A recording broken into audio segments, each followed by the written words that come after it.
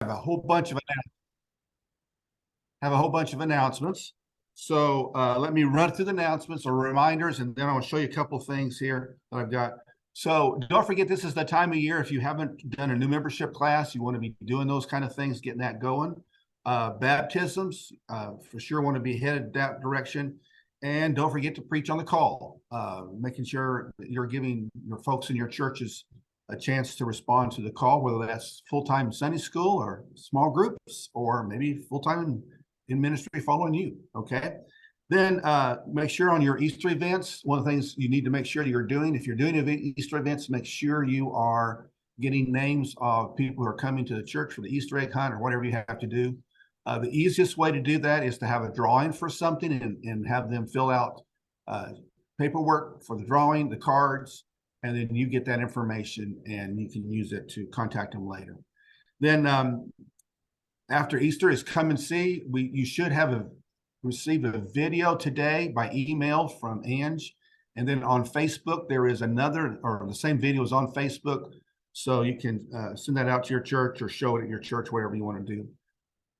Thursday with Mike's group and Selena's group, we have PLT in Rogersville. So that's 10 o'clock. So if you're in one of those groups, hope you can join us.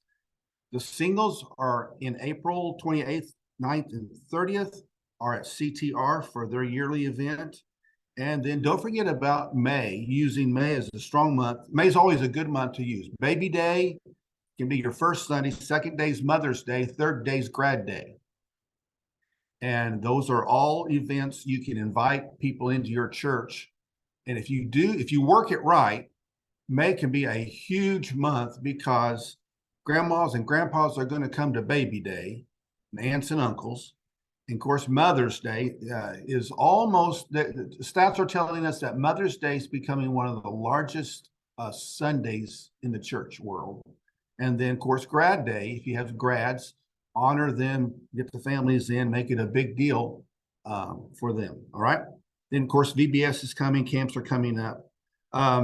So if you're online tonight, and if you're interested, I'm going to buy you, so you'll send an email to Angie tonight. If you're interested, I'm going to buy you the journals for the mobilization of 500,000 Nazarenes, the journal that we did last year that led us into Pentecost, the General Church. Okay, we're going to do it again. And if you would like journals for your church, all right, I'm going to buy you. They're $15 for a pack of 10. And if you email her tonight, I'm going to send you a link tomorrow, and I'm going to buy you those packets if you want them. Okay, so if you don't want them, that's fine. But I'm going to do that for you guys. I appreciate you guys coming in and watching tonight, being part of it. If you want them, we're going to buy them for you. Okay. Then we sent out an email yesterday about this music. If you don't have live music at your church, all right. So this is a group that has now don't anybody have a heart attack on me, but it's piano, organ, and a choir, music in the background. Okay. And you can do it by split channels. And then you can also show your PowerPoints up on the screen, and you can sing with the hymns. All right. So I know some of you are like, no, not a chance in the world. Others of you are going, hey, that's great. And then others of you are going, hey, some churches are doing that we're going to, they're doing both. So they do like 2 courses, and then they do like 2 hymns. So there's different varieties there. But if you're interested in this and you don't have any live music and you're wanting to go with that, we'll buy you the thumb drive, and they'll send us some hymnals, and you guys can go after it that way too. Okay, so just an option. And if you've signed up for it, great. And if you haven't, that's great too. No pressure either way. All right, everybody good? Lots of stuff tonight. So let me jump in. I'm going to run through this. What this is tonight is, a few months ago, I reread Stephen Covey's 7 Habits. All right. So what I've done is I went back through, took extensive notes. Then I brought those notes back into tonight's notes. And so I'm going to run over them. Some of you will have heard these, and it might have been years ago. Some of you will have never heard this. And some of you will have heard, you're going to hear these thoughts, and you're going to wonder, I wonder who came up with that. And tonight you're going to go, oh, that's the guy. So we're going to work through that. So you have instead of me trying to have a fill-in sheet, I gave you my talking sheet, okay? And you'll just fill it in, and you have all the material. So actually, you have more material than we normally give out, because I think you have 5 or 6 pages of notes tonight. And so we'll run through it. You can ask questions, stop me, wave at me, and I'll stop and do whatever I can to help out and understand it, okay? So let's start with number 1, which is the word proactive. That was a huge word in the early 90s when this all came out, this word proactive. It was not a word that was normally used. And so what Covey does is he takes this thought process and he talks in this chapter, he talks about Viktor Frankl. Do all of you know who Viktor Frankl is? Okay, so let me back up. So Viktor Frankl was a counselor, and in his counseling, he was a victim of the Nazi regime.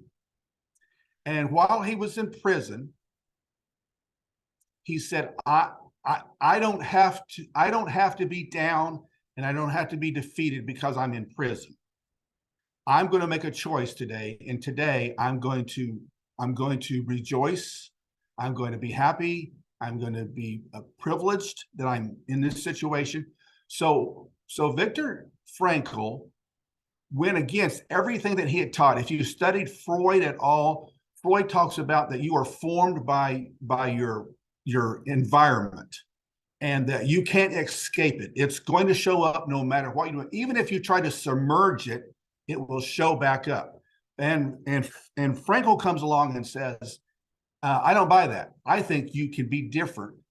So what he did was, what Covey is saying Frankl did was, he was proactive in thinking, I don't have to be created or formed this way. I can make a choice to go this way. Now, in our theology, now Covey's not Nazarene, but in our theology, we love that idea of free will. So he made a choice that I'm going to not be controlled by the Nazis. I'm not going to be controlled by prison or my environment, but I'm going to make a choice in all of that. So Covey is saying to us that we have to look at our circumstances, and we have the choice to let our circumstances dictate to us how we respond, or we could respond ahead of that. And there's a guy by the name of the Apostle Paul who modeled this really well for us. Because what he said was, even though I'm in prison, and even though I'm in chains, and even though I've been beat, and even though I will rejoice. We have a couple of guys that started singing in the midst of being in prison in chains. So we have this wonderful choice, and you have a choice to make on how you respond, where you're at, in the circumstances you're at, to respond proactively. In other words, be ahead of the game. You're thinking proactively. You're not behind the game. You're ahead of the game. And I will be thankful. I will rejoice. I will be a positive person. I'm not going to let life dictate to me how I feel or what I think. Okay. That he didn't mean for it to be that, but that might preach, just saying. All right. Number 2, begin with the end in mind. In today's education system, we have the teach to test, or teach for the test, or wherever your school phrases that. And so sometimes some of the schools are giving the test out, showing the kids what it's going to be. Then they teach for that time period, and then they take the test. And so they're teaching for the test. And so he's talking about beginning with the end in mind. So a few months ago, we had a visitor here, and he talked to us about creating a life plan. And here's how he started out saying what about creating a life plan. He said, so we're all going to die. He said, I want you to write down right now, what do you want on your tombstone? Go ahead, everybody. He had us all writing down. What do you want on your tombstone? He said, what do you want people to talk about you? What do you want them to say about you at your funeral? And then he waited. And then he said, okay, if that's what you want said about you, how are you going to live your life so that is said about you? And so that's a good understanding for us, is to say, how's that going to happen for us, and how are we going to work within that? So he gives the four issues, or the four areas. It's security, guidance, wisdom, and power. Okay, and you probably already read it. All right. So in the spiritual, so for us in the church, we have to add the fifth one, and it has to be spiritual. You can talk about these four, and we can have great conversations about these four, but our principles and our priorities have got to be based upon a spiritual foundation. Okay, I appreciate the four that Kobe is talking about, and I'm not trying to judge Kobe. I don't know his journey with the Lord at all, but I can say this, that for us, we should have a fifth area, and that when we talk about what do I want my life to end like, we should be talking about spiritual things into our journeys. Okay. Number 3, the principle of personal management. Now, this chart is one that he created, and when he came out with this chart was just, it exploded everywhere. Everybody was talking about it. Churches, businesses, schools. It was in every place you could turn. This thing was everywhere. Okay, it's a perfect model. Now we've seen it a lot, but back then when he first came out with it, it was brand new. So if you look at your box, you had the urgent, the not urgent, okay, up at the tops, and then on the side you have not important, important. And so what was said, and what if you were teaching, like for instance, when Covey and a company called Franklin Planners, which comes out of the name Benjamin Franklin, right, and how he planned. And so a company was called the Franklin Planner. Covey and them bought together. So now we have what's called the Covey Franklin, or the Franklin Covey Planner. And out of that is this chart. So he says, look at the things in your life and figure out what is most important and what is least important. What's urgent and what's not urgent. And here's the catch. People coming into your life will always see their need as the top left. Okay? When they call you, it's top left. Okay? If you have a moment to evaluate it, you might put it at the bottom right. And that's when you have to say, and it's okay to say this, it's okay to say, hey, I can't see you tonight. They want to meet you at church or something. Hey, I can't do that tonight, but tomorrow morning, 11 o'clock, I've got some time. If you'd like to do that, I can make that work. Okay. And what I'm amazed at is, I'm amazed at people who thought they were top left when I created a space for my family and for me, that when I put them at the bottom on the right-hand side over there, that it's not that urgent. We can work with it, but it's not that important. It's that it was just fine.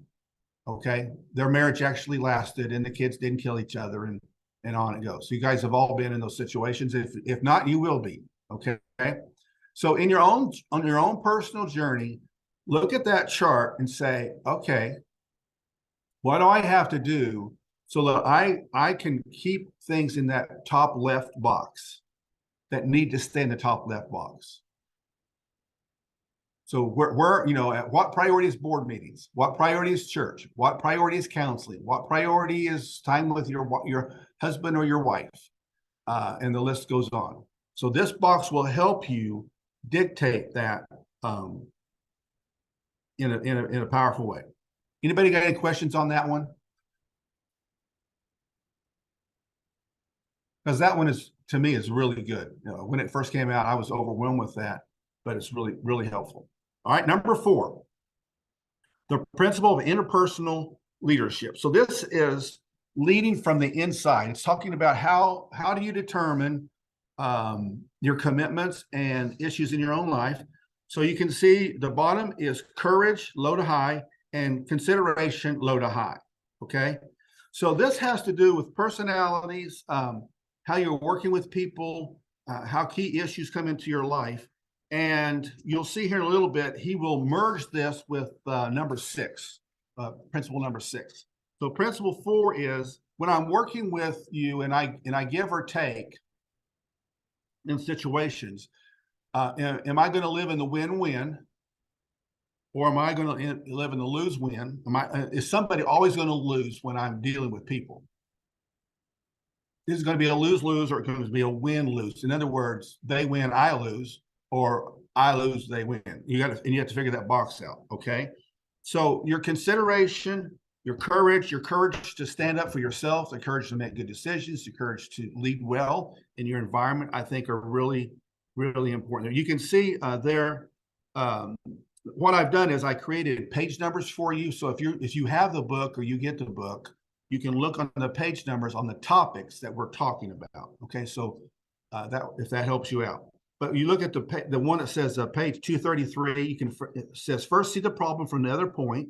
Secondly, identify the key issues. Third, determine what results. And number 4, identify possible new solutions. Okay. A guy who was the USC president at USC wrote a book, and in it he said, because Covey is writing about that, there's 4 categories, and Covey pushed back on that and said, why can't we always have a win? Why does it have to be a lose-lose? Why can't you have a win in there all the time? And so it's a great question to ask, and it probably determines on how you operate. Will you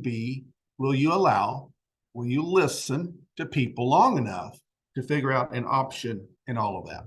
Okay. Number 5 is seek first to understand and then to be understood. If you have a wife like mine or you're into music, that line sounds just like an old song. And my wife got to sing that song to me. It's a prayer that's turned into a song. And seek to be understood and seek to understand. So when we talk about that empathy issue and how that works, and so this one is hard for a lot of people, because if you're going to live in 5, you have to be a listener. You have to not talk. And for some people, that is extremely difficult, because they want to butt into conversations.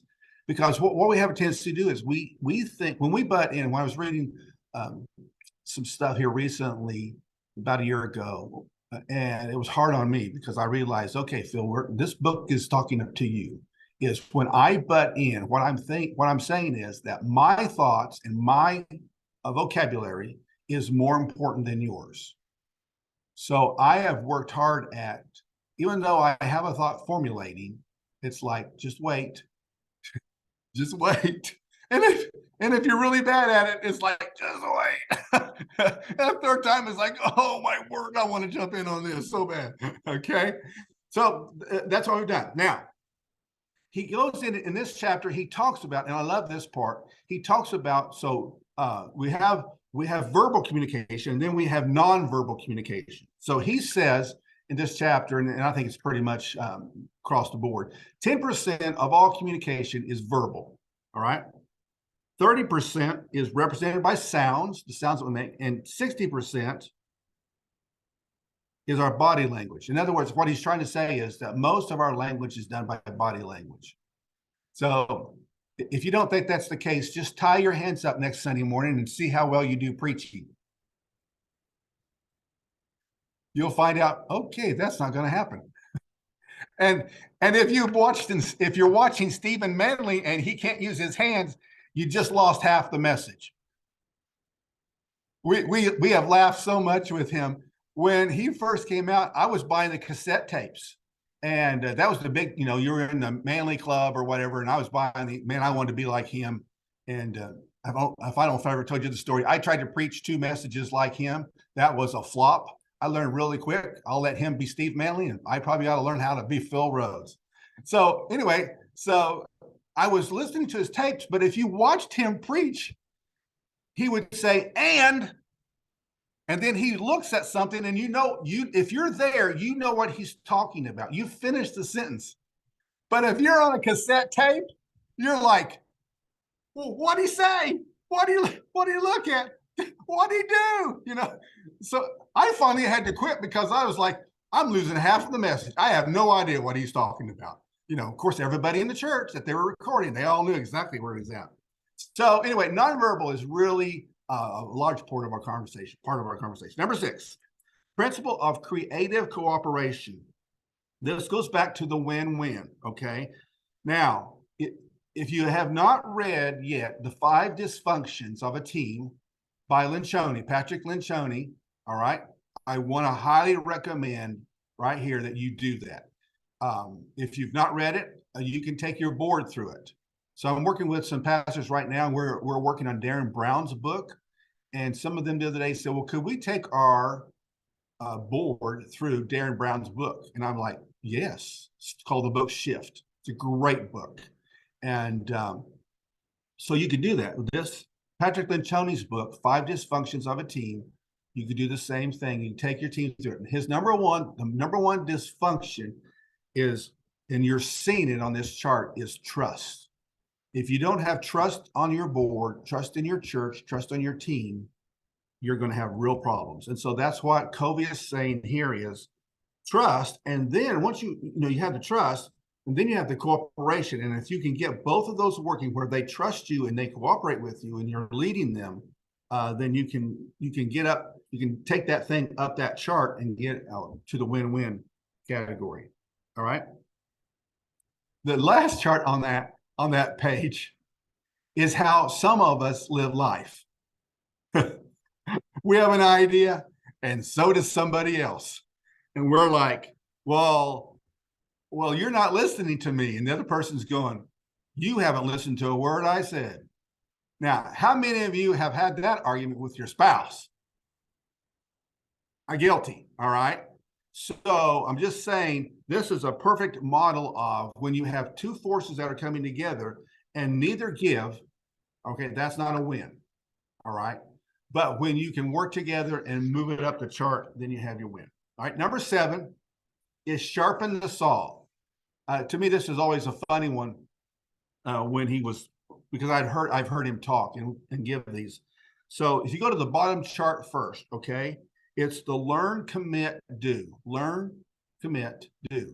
And what he's saying is, as you learn and then you commit and then you do, especially on these 7 habits, then it begins to create a great spiral for you, and you're creating a vacuum, and it's a good thing. Okay. So he gives you the 4 areas up there that he's talking about in this chapter: the physical, social, emotional, spiritual, and mental. Okay.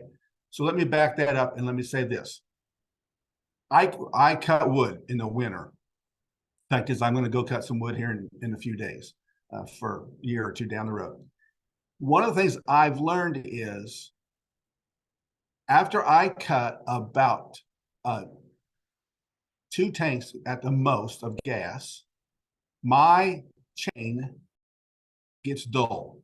It gets dull because of the amount of wood that I'm going through. All right.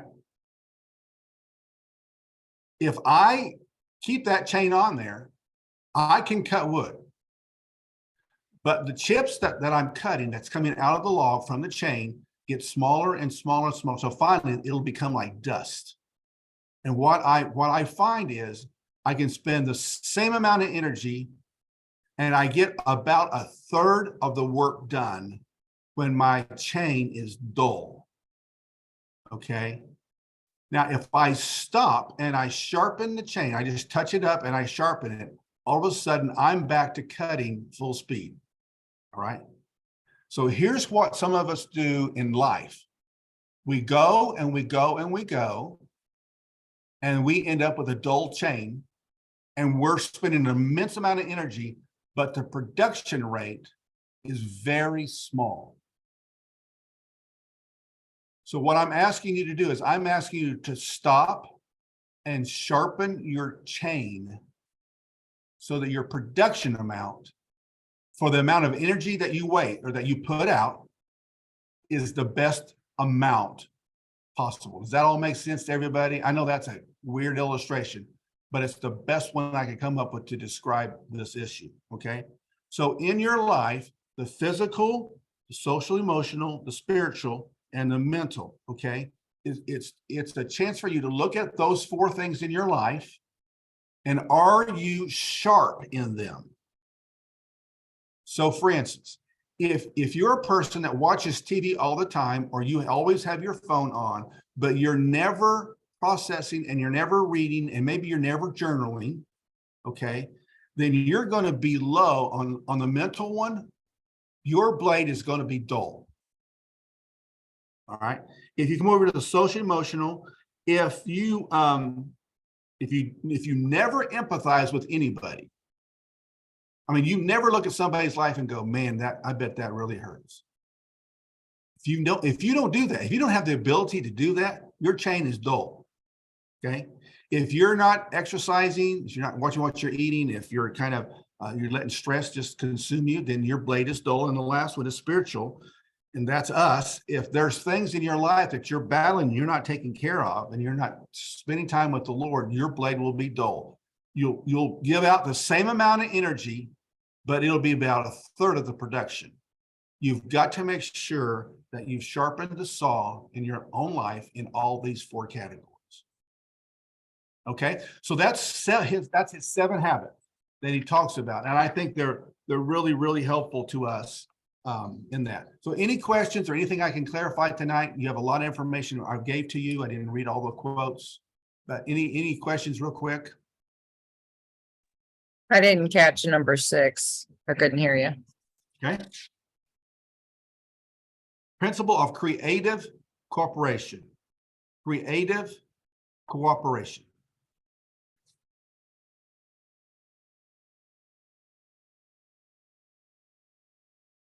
Anything else from anybody? Okay, I want to end with this. You guys know the secular song Danny Boy, the Irish tune, Oh Danny Boy? Okay. A guy by the name of Steve Adams years ago took that song, rewrote it. Dottie Rambo got involved in the whole thing. And she kind of took this song to the next level. And these are the words. If you can hear the tune, I won't sing it for you. But let me read to you the words tonight, okay? Amazing grace shall always be my song of praise, for it was grace that bought my liberty. I do not know just why he came to love me so. He looked beyond my fault and saw my need. I shall forever lift mine eyes to Calvary, to view the cross where Jesus died for me. How marvelous grace, the grace that caught my falling soul, for he looked beyond my fault and saw my need. If not for grace, my soul would be a drifting ship with no safe harbor from the angry waves. But Calvary's cross shines brightly through the darkest storm. Don't you love that line? But Calvary's cross shines brightly through the darkest storm, and just in time his mercy rescues me. I shall forever lift mine eyes to Calvary, to view the cross where Jesus died for me. How marvelous the grace that caught my falling soul. He looked beyond my fault and saw my need. And then another old song that fits into this. Amazing grace, oh, how sweet the sound that saved a poor sinner like me. Though once I was lost, yet now I am found. Though I was blinded, now I see. And it's all because of God's amazing grace. Because on Calvary's mountain, he took my place. And someday, some glorious morning, I shall see him face to face. All because of God's amazing grace. Then with the ransomed around God's throne, we'll praise our Redeemer and King. We'll tell how his mercy for sin did atone. Though through countless ages, this song we'll ever sing. And it's all because of God's amazing grace. Because on Calvary's mountain, he took my place. And someday, some glorious morning, I shall see him face to face, all because of God's amazing grace. I want to live in that grace. I know that I don't deserve that, but I want to live in it, and I want to flow in it, and I want my life to be in it. I've been reminded this week, and I had a book that's an old book, and I've been reading segments in it the last several weeks. And I will remind it again that today's manna will not be sufficient for tomorrow's needs. I have to have tomorrow's manna tomorrow, and I have to have today's manna today. So in your own journey in living in grace, go to the Lord so you can have the manna for today, and understand that the manna for today will not suffice for tomorrow. You'll have to have new manna that you go out and get and bring it into the house and partake of it, and it will sustain you in the days ahead. All right? Jesus, we thank you for your amazing grace.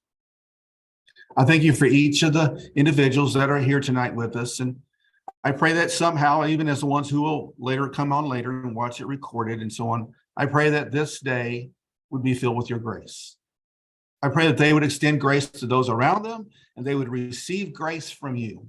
Sometimes it's really hard to receive your grace, your forgiveness, your mercy. So tonight, help us to receive it. Help us to open our hearts to receive it. And I pray that you'll bless each one who are on tonight in a special way.